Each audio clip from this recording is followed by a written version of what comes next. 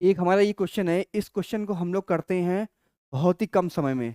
देखिए हमारा क्वेश्चन है 1 factorial plus 2 factorial plus 3 factorial plus 4 factorial plus 5 factorial plus 6 factorial dot dot dot plus 100 factorial का इकाइयन क्या है।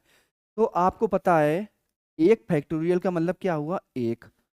2 फैक्टोरियल का मतलब क्या हुआ, 2 में गुणे 1। 3 फैक्टोरियल का मतलब क्या हुआ, 3 में गुणे 2 में गुणे 1। 4 फैक्टोरियल का मतलब क्या हुआ, 4 में गुणे 3 में गुणे 2 में गुणे 1। 5 फैक्टोरियल का मतलब क्या हुआ, 5 में गुणे 4 में गुणे 3 में गुणे 2 में गुणे 1। 6 फैक्टोरियल का मतलब क्या हुआ, 6 में गुणे 5 में गुणे 4 में गुणे 3 में गुणे 2 में गुणे 1। अब यहाँ पूछा गया है कि 1 से लेकर 100 फैक्टोरियल तक का इकाइयन क्या है।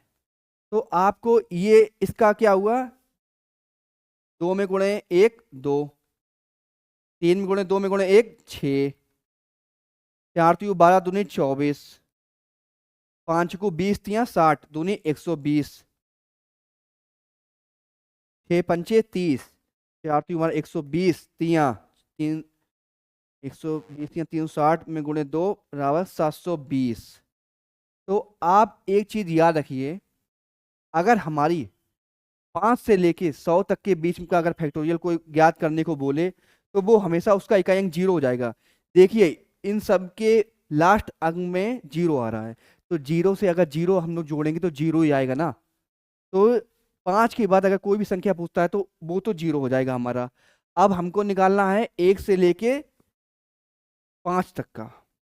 5 तक का तो खैर निकाल ही दिया, 1 से लेके 4 तक का हम लोग जोड़ लेते हैं। 2 1 3 6 3 9, 24 9 33, और इसमें पूछा गया है इकाई अंक, तो हमारा इकाई अंक क्या हुआ, 3। उत्तर आ गया है 3।